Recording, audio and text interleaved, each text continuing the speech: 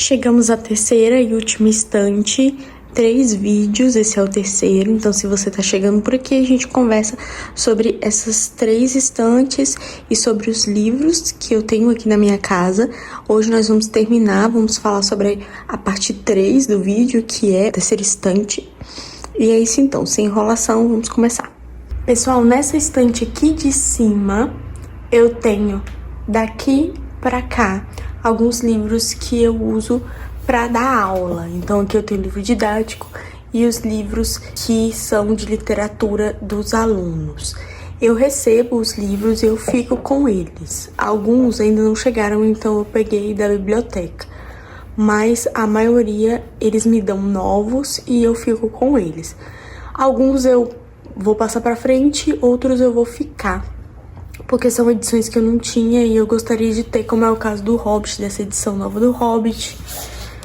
Nova não, né? Já tá velha.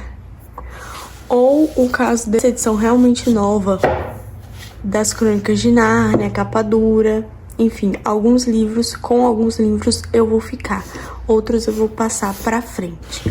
Então aqui eu tenho livros nesse sentido, pra dar aula. Esse livro aqui também eu vou ficar, ó, que é o Alice no País das Maravilhas e o Através do Espelho. Essa edição Pocket da Zahra eu não tinha. Eu vou ler com os alunos, então eu vou ficar com esse livro também. Então, a partir de Alice pra cá, todos os livros são para leitura com os meus alunos. São leituras que são determinadas pela escola, são determinadas pela coordenação da escola. E aí eles me entregam os livros novos para eu ler e conversar com os alunos, enfim, fazer prova e tudo mais. Aqui a gente tem realmente o que é meu, né? Eu sempre deixo um negocinho aromático aqui. Aqui a gente tem livros sobre o Érico Veríssimo e livros do Érico Veríssimo. Em primeiro lugar, eu tenho aqui esse caderno da literatura brasileira, que saía pelo Instituto Moreira Salles.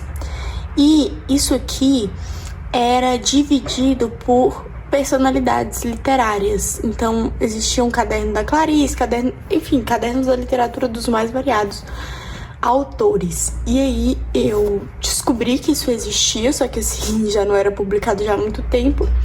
E eu não sei onde eu achei esse caderno do Érico Veríssimo. Demorou bastante, eu encontrei de outros que estavam mais fácil. Se eu não me engano, eu achei do Guimarães Rosa, achei da Clarice Lispector, mas eu não achava do Érico Veríssimo. E aí, depois de um tempo, eu consegui finalmente achar esse caderno da literatura brasileira do Érico Veríssimo. Então, é uma revista, olha só, uma revistona, assim. Até tirei e coloquei na mesa pra mostrar, porque é muito interessante isso aqui. Então, essa é uma revista grande. Você entra aqui. Existem muitas imagens. Imagens de Porto Alegre. Ó, Porto Alegre. Imagens do próprio Érico. Aqui a gente tem uma biografia, praticamente. É bem detalhado. É um conjunto de recortes. Também tem textos de outros autores sobre o Érico. Tem textos do Érico sobre ele mesmo. Tem, olha aqui que legal, várias capas de obras do Érico que foram traduzidas também para outros idiomas, sabe? Então, assim, e aí existem alguns artigos que vão tentar situar o Érico numa história literária, que vão analisar um pouco mais as obras dele, os escritos dele. Gente, isso aqui é muito, muito, muito legal. Muito legal mesmo.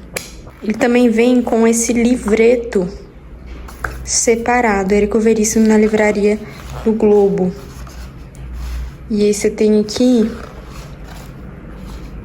a história do Érico com a livraria. É um artigo, né? Só que ele vem separadinho. Gente, que trabalho legal. Podiam continuar esse trabalho, né? Eu já ia até guardar, mas olha aqui. Isso é uma árvore genealógica das famílias lá de O Tempo e o Vento. As cores diferentes simbolizam famílias diferentes. E aqui a gente tem toda a árvore genealógica. Falando em O Tempo e o Vento, a gente tem essa trilogia que são, assim, não vou dizer que é apenas um, porque eu nunca sei. Eu acho que O Continente é o meu livro preferido, mas assim, não tenho certeza.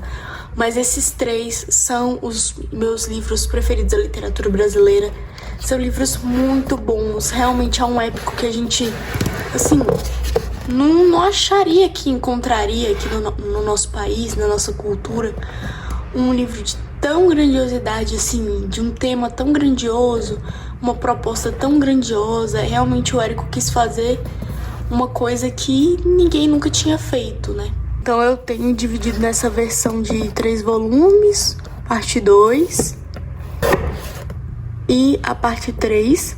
Aqui a gente continua com Érico Veríssimo, Fantoches e Outros Contos. Esse aqui é um livro de contos. Fantoches eu acho que seria mais uma novela, que é um texto um pouco maior, mas tem outros contos do Érico e é misturado com alguns manuscritos do Érico. Aqui, olha. Algumas partes têm observações dele ou são até escritas mesmo na escrita dele. Em seguida a gente tem Olhai os Lírios do Campo, um livro bem diferentão da literatura brasileira, Noite, do Érico Veríssimo. Esse livro, ele é uma vibe Homem do Subsolo. Ele tem um estilo meio assim, uma proposta meio Memórias do Subsolo do Dostoiévski, só que é brasileiro. Então assim, muito legal. Seguindo com o Érico Veríssimo, Clarissa. Essa é parte de... Eu não me lembro se é uma trilogia ou não, mas enfim, Clarissa e Caminhos Cruzados conversam entre si, se eu não me engano. E eu acho que é uma trilogia sim. Eu acho que tem outro livro que também conversa com Clarissa, vai mostrar Clarissa adulta. Que aqui a gente tem uma menina de uns 11, 12 anos. E depois tem um livro que mostra ela adulta. É exatamente isso. Tava confundindo, mas é exatamente isso. Aí a gente tem Caminhos Cruzados. O último, Incidente em Antares. Seguindo na literatura brasileira, essa é uma prateleira de literatura brasileira. A gente tem Iracema nessa edição da Anda Books. Então é uma edição bem legal. Ela tem umas coisas meio modernosas, tentando falar com o público jovem. Eu acho até caricato. Eu acho que nem o jovem vai gostar disso aqui. O adolescente vai gostar dessa caricatura que é feita dele mesmo e da maneira como ele fala. Mas tem muitas notas de rodapé interessantes. E é um livro bonito, assim. Passa para Uma Decepção, Óperas dos Mortos, do Altran Dourado. Houve um tempo em que esse livro virou, assim, um boom por aqui, quando foi reimpresso pela HarperCollins. E eu nunca tinha ouvido falar de Altran Dourado. Então, tanta gente falando tão bem dessa obra, eu resolvi ir ler e, assim, eu não gostei nada. Ainda mantenho ele aqui, vez ou outra eu tenho vontade de passar pra frente, mas eu mantenho ele aqui porque quem sabe numa releitura não cresça. Mas pra mim, esse livro foi hypado sem motivo algum. Uma das maiores obras-primas do nosso país, Grande Sertão Veredas, do Guimarães Rosa. Esse livro é muito difícil de ler. Eu tentei ler a primeira vez, eu tinha 15 anos, tinha nem noção de nada e não consegui ler. Depois eu tentei outras vezes e também não consegui. Quando eu finalmente consegui ler esse livro? Quando eu li ele 100% em voz alta. Então, se você tem dificuldade em ler esse livro, tente ler em voz alta 100% do tempo. Às vezes, essa leitura em voz alta, ela te ajuda a assimilar justamente porque tem uma coisa da sonoridade das palavras aqui, que às vezes você não conhece o significado da palavra, mas pela sonoridade você tem uma percepção mais ou menos do que o autor está falando. Então, leia em voz alta. Esse é um livro muito bonito de se ler em voz alta. Vai demorar mais para ler? Vai. Mas ainda assim, essa foi a única maneira que eu encontrei para realmente entender esse livro. Pelo menos os acontecimentos, né, do livro. Seguimos com um livro que me faz rememorar várias coisas, que é o Meu Pé de Laranja Lima. Essa edição aqui eu encontrei no chão do metrô. Tinha vários livros espalhados no chão do metrô. E aí eu peguei esse livro e li, se eu não me engano, na época... Eu tinha recém feito 18 anos e foi na época da pandemia. Então, assim, foi muito bom ler esse livro. Ele é muito lindinho, muito bonitinho, sabe? Singelo. Outro livro que super me marcou foi O Cortiço, do Aloysio Azevedo. Eu não cheguei a reler, mas eu preciso reler, comprar uma outra edição melhor e reler. Eu li esse livro no ensino médio, eu acho que foi o primeiro clássico da literatura que eu li antes de ler Machado ou qualquer outro. Foi O Cortiço. E esse livro me surpreendeu muito. Eu lembro que eu devorei esse livro e achei assim absurdo, grandioso. Claro, eu tinha uma bagagem literária bem reduzida, mas ainda assim a memória ficou pra mim desse ocorrido. Eu ainda nem escrevia, no livro. Eu só marcava com post-it. Nem escrevia. Então, assim, eu tenho muita vontade de reler. Mas ao mesmo tempo tenho um pouquinho de medo de essa leitura diminuir o livro na minha percepção. Teve um comentário, não sei se na parte 1 ou na parte 2, falando sobre José Saramago, que não tinha José Saramago na minha estante. E realmente tem pouco José Saramago, eu preciso ler mais desse autor. Mas eu já li um livro dele, que é esse aqui, O Ensaio sobre a Cegueira. E eu realmente gostei bastante, um livro bem pesado, difícil, top 3 de livros mais difíceis em questão de acontecimentos, de você ter que lidar com acontecimentos muito pesados e ler coisas pesadas. Mas é um livro muito bom, eu gostei muito desse livro, eu não sei por que eu não dei continuidade na leitura do Saramago na época. Aí um livro que eu gosto muito, muita gente não gosta, e que muita gente tem uma percepção, uma interpretação que pra mim não está no livro. Eu penso outra coisa desse livro, quem sabe um dia eu releia e faça um vídeo pra vocês. Mas eu tenho outra percepção desse livro aqui, Senhora, do José de Alencar. Quando você vai assistir a resenhas ou ler resenhas, você vê que as pessoas pensam uma determinada coisa sobre o fim desse livro, trazem uma interpretação sobre o fim desse livro, e pra mim é outra coisa oposta, assim. Não consegui ver mesmo essa interpretação que as pessoas tinham, que as pessoas têm. Então esse é um livro que pra mim é muito bom, muito interessante. Eu também devorei. E é muito difícil pra mim ler e devorar um livro da literatura brasileira. Literatura portuguesa antiquíssima, do Alexandre Herculano. Aqui eu tenho Eurico, o Presbítero.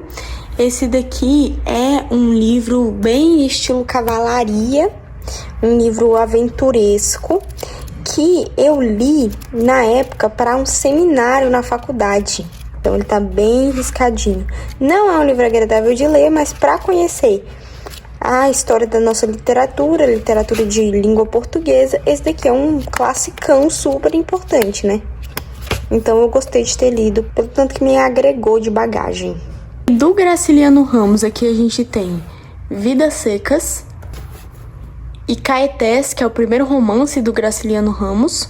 Fernando Sabino, a gente tem aqui O Encontro Marcado. Quando eu era criança não, pré-adolescente, eu li do Fernando Sabino O Menino no Espelho. Era uma leitura paradidática da escola e eu gostei muito, ainda quero reler, ainda quero comprar mais livros do Fernando Sabino, porque aquela minha memória é uma memória boa. E O Encontro Marcado também pra mim foi muito interessante a leitura. É uma espécie de romance de formação e muito bonito. Tem uns momentos mais pesadinhos assim, mas é muito bonito. Leitura recente de um autor que já entrou no meu radar para ler mais e mais, ler tudo. Memórias, A Menina Sem Estrelas, do Nelson Rodrigues. Da coleção listrada da Companhia das Letras, aqui a gente tem o Contos Completos do Lima Barreto. Tem um vídeo aqui no canal que é um vlog, em que eu vou mostrando meu dia e leio durante uma semana um conto por dia. Por último, um dos meus livros preferidos também, do Lúcio Cardoso, Crônica da Casa Assassinada. Aqui embaixo, na segunda prateleira, eu tenho livros de teologia, de estudo de religião, digamos assim. Então vamos começar. Aqui a gente tem História do Cristianismo. Eu li esse livro no ano passado. Ele é um livro que, apesar de dar um panorama legal, ele não se aprofunda. Então, para quem não sabe nada, eu acho que esse livro é interessante. Mas se você já tem algum conhecimento, é mais interessante encontrar aqueles livros que são maiores, normalmente box, com mais de um livro, porque ele vai se destrinchar mais. Você pensa, são 2000 anos de história e esse livro aqui é bem conciso em alguns pontos da história do cristianismo. Agora, um livro que eu amo, que é muito bom, muito bom. É o Teologia da Reforma, esse conjunto de ensaios escritos por esse tanto de gente aqui, especialistas em determinada área, que vão falar um pouquinho sobre a teologia dos reformadores, um panorama um pouco mais histórico. Que História da Reforma, também li ano passado, foi um dos meus livros preferidos do ano passado, leitura muito boa, muito agradável. Aí aqui, A Inerrância das Escrituras, que sai pela editora Vida. Nessa coleção de clássicos da Thomas Nelson, eu tenho Sobre a Predestinação, do John Knox. Tá até marcado, porque eu comecei a leitura e não deu para dar prosseguimento, vou ter que reler do começo de novo. Do Bavinck, As Maravilhas de Deus. Do Dr. Martin Lloyd Jones, cuja leitura ano passado de Estudos no Sermão do Monte foi a minha preferida e uma das minhas preferidas da vida. Aqui a gente tem uma trilogia, digamos assim, 3 volumes. O primeiro volume é Deus o Pai e Deus o Filho. O segundo volume numa outra edição, porque esse livro já está esgotado já há muito tempo. A gente tem Deus o Espírito Santo. Voltando para a edição antiga, A Igreja e as Últimas Coisas. Aí aqui também Dr. Martin Lloyd Jones, a minha leitura atual, Os Puritanos, Suas Origens e Seus Sucessores. Esse livro aqui está entre os livros que eu defini que lerei esse ano. Fiz até um vídeo aqui de 6 livros para 2025. Aí aqui eu tenho bíblias. Tenho essa bíblia aqui, que era da minha mãe, com inário, com a sarça ardente. Não sei se tá dando pra ver. Acho que não vai estar dando pra ver. Aqui, ó. A sarça ardente. Símbolo da Igreja Presbiteriana do Brasil. Aí aqui a gente tem... Essa Bíblia aqui é Ara. Essa daqui é Revista e Corrigida, Almeida Revista e Corrigida. E essa daqui é a minha Bíblia de Estudos da Fé Reformada. No dia a dia eu leio a Bíblia nessa Bíblia aqui e leio as notas de rodapé e tal. Então, é essa Bíblia aqui. Vou passar um pouquinho mais aprofundadamente por ela aqui. Essa Bíblia, atrás, ela tem alguns documentos de fé importantes, interessantes. Você tem primeiro artigos. Eu já li todos os artigos que estão aqui, são muito interessantes. Por exemplo, apologética, a Bíblia na História da Igreja, escrito por acadêmicos. Cada um desses artigos é escrito por um acadêmico. Aqui, ó, Teologia do Pacto, enfim. Tem vários artigos aqui. Depois a gente parte para os credos, as confissões e os catecismos. Então, tem aqui o credo apostólico, o credo niceno, a declaração de fé da Calcedônia. Aqui está dividido, se eu não me engano, por ordem cronológica. Então, primeiro os documentos mais antigos, indo para os mais novos. Aí aqui a gente tem a Confissão de Fé de Westminster, que a Igreja Presbiteriana do Brasil adota. Tem também o Catecismo, o Maior e o Menor de Westminster. Aqui, ó, o Catecismo Maior, enfim. E tem outros documentos também, tipo a Confissão de Fé Batista, de Londres, de 1689. Então, tem outros documentos também. Enfim, é uma Bíblia que é uma Bíblia de estudos, tem bastante nota de rodapé. Às vezes eu gasto mesma quantidade de tempo lendo o texto que lendo as notas de rodapé, mas é muito elucidativo. Eu gosto bastante dessa Bíblia. Aí aqui, seguindo, eu tenho A Suficiência das Escrituras, em controvérsia com o catolicismo romano, do William Twist, que é um puritano. Esse livro já tem resenha aqui no canal. Uma coletânea de escritos clássicos da Reforma, dessa coleção Clássicos da Reforma, do João Calvino. E aqui do Martinho Lutero, também tem resenha desse livro aqui no canal. Reformadoras, mulheres que influenciaram a reforma e ajudaram a mudar a igreja e o mundo, também tem resenha aqui no canal. Na verdade, não é bem uma resenha, eu conto um pouco da biografia de algumas das mulheres que está disposta aqui nesse livro. Aqui, Os Quatro Amores, A Abolição do Homem, O Regresso do Peregrino, e tem vídeo aqui no canal para esse livro. O Peso da Glória, Sobre Histórias, que é uma coletânea de ensaios literários, de cunho literário do Lewis, né, de estudos dele. Crítica literária. Aqui uma biografia do Lewis Surpreendido pela Alegria. Aqui o Peregrino, do John Bunyan. Também tem vídeo aqui no canal em que eu converso sobre o Peregrino e o Regresso do Peregrino do Lewis no mesmo vídeo. Por último, aqui nessa estante, o Livro dos Mártires, do John Foxe. Aqui nessa penúltima estante, eu tenho alguns livros de teologia pra cá e pra cá alguns livros de não ficção. Então aqui eu tenho Sapiens, Uma Breve História da Humanidade. Ainda quero reler esse livro. Quando eu li a primeira vez, eu achei, uau, que coisa grandiosa, tal. Mas enfim, eu tinha uma bagagem bem pequena.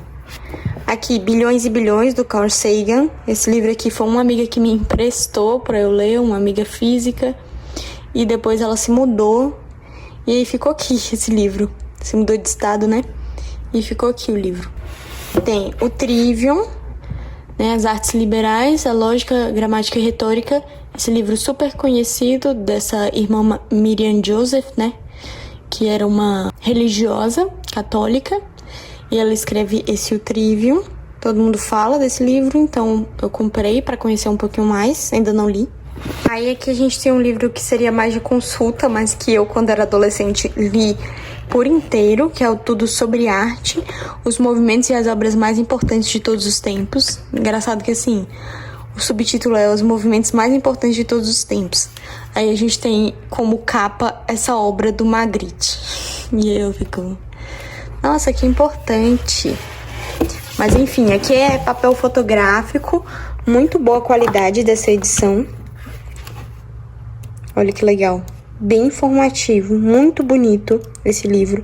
Muito interessante para ter de consulta em casa. Eu, na época, tava naquela coisa de que, eu sou burra, preciso aprender o máximo de coisas possíveis. Eu fui fazer a leitura corrida desse livro aqui. Mas também é bom fazer a leitura corrida, enfim. Mas é um livro mais de consulta. Aí aqui a gente tem duas gramáticas. Essa gramática do Evanildo Bechara e essa gramática do Napoleão Mendes de Almeida. Depois a gente tem uma das melhores leituras do ano passado, A Arte Moderna e a Morte de uma Cultura, do Huckmarker. Esse tema de arte, a gente tem Beleza, do Scruton. Se você já leu esse livro e achou muito grandioso, não sei o que lá, porque esse livro é hypado nesses círculos conservadores, leia Huckmarker. Leia Huckmarker, você vai se surpreender. Que é Educação da Vontade, do Paiô. Depois um livro que tem resenha aqui no canal, A Vida Intelectual, do Sertilanges. Aqui eu tenho Breve História do Mundo, ilustrado.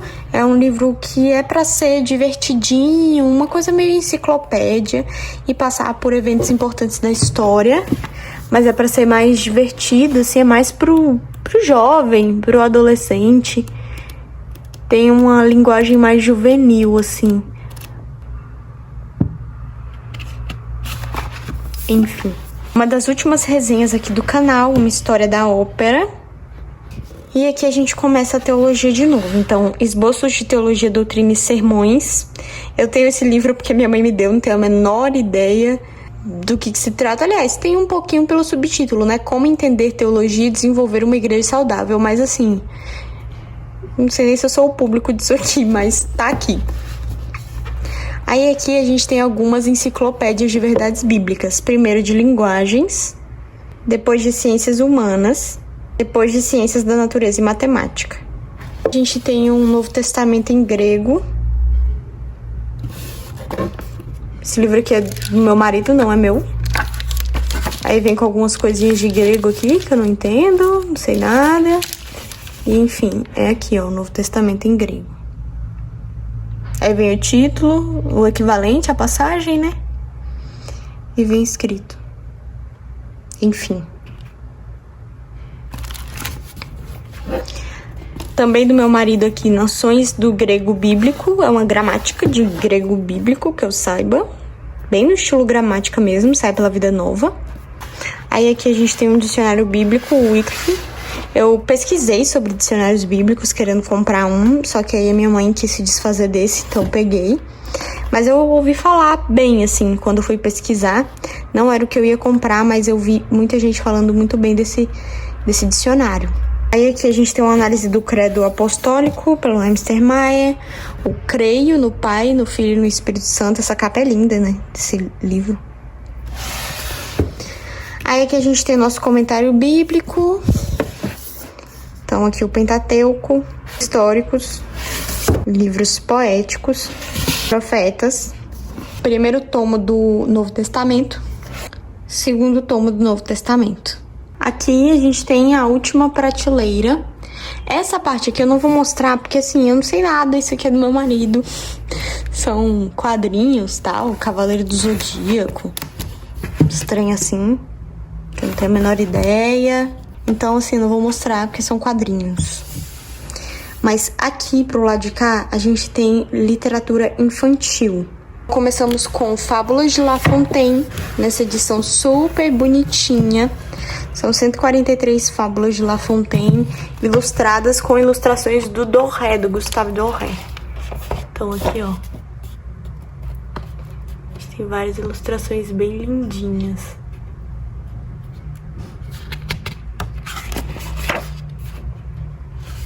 É um livro muito bonito.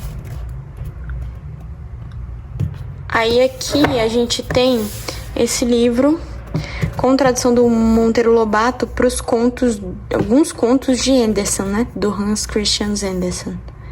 Num papel bem legal.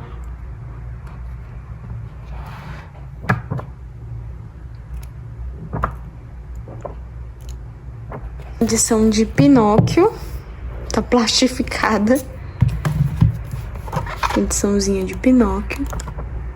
Tem também algumas ilustrações, né? Todos os livros praticamente vão ter ilustrações que são livros infantis. Fernando Pessoa, aqui a gente tem Poemas para Crianças, que o Fernando Pessoa escreveu.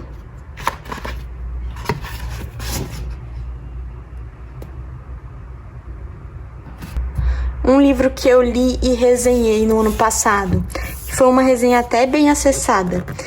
O livro Azul, de Fábulas Encantadas, do Andrew Lang. A gente conversa sobre coisas muito interessantes a partir desse livro aqui, dos contos que estão aqui e da percepção que as pessoas têm sobre contos de fada, o conto que eu acho às vezes um pouco simplista. Princesa e o Goblin, As Aventuras de Tom Sawyer, nessa edição da Pelicano. Aqui, Poliana, Poliana Moça, A Princesinha, O Vento dos Salgueiros, O Maravilhoso Mágico de Oz, A Ilha do Tesouro, do Robert Louis Stevenson, Aide, acho que dos livros infantis, esse aqui é o meu livro preferido, Aide 1. Gente, esse livro é tão lindo, tão lindo. O Garoto Fazendeiro, A Casinha na Grande Floresta. Esses 3 últimos livros são do clubinho, de uma assinatura de Clube do Livro, né? O Clubinho Literário, que era uma assinatura para crianças, mas que, enfim, não deu certo. Aparentemente, estava com problemas financeiros aí e fechou. Então, não existe mais essas edições, só se você for comprar usado. Mas também são edições que se desgastam muito fácil, olha só. Um livro que não é infantil, que tá aqui no meio, Fantásticos, do George MacDonald. Também tem resenha desse livro aqui no canal. Aqui a gente tem a minha edição de Crônicas de Nárnia. Então, em primeiro volume, O Sobrinho do Mago. Segundo volume, O Leão, a Feiticeira e Guarda-Roupa. Terceiro volume, O Cavalo e Seu Menino. Quarto volume, O Príncipe Cáspio. Quinto volume, A Viagem do Peregrino da Alvorada. Sexto volume, A Cadeira de Prata. E o último volume da série, A Última Batalha. Stuart Little. Falei ali que Aide era o meu livro infantil preferido, mas não sei, porque aqui a gente tem a Tia Charlotte. Esse livro é lindo, gente, lindo, lindo, lindo. Depois do Roald Dahl, que é aquele que escreveu também A Fantástica Fábrica de Chocolate. Aqui a gente tem Matilda, que deu origem ao filme conhecido, né? Aqui eu tenho 2 box de Senhor dos Anéis. Esse daqui é em inglês, esse daqui é em português, mas é a mesma ideia, né? Eles também têm o Hobbit. E a ideia é fazer essa versãozinha pequenininha com esse tecidozinho, uma coisinha meio couro, sei lá. Olha aí. Então essa aqui é uma edição em inglês. E aqui a gente tem a mesma edição, só que em português. Eles também têm fitilho, ó. Um não tem, a edição em inglês não tem fitilho, mas aí em português tem o fitilho. E como é que é a nossa edição?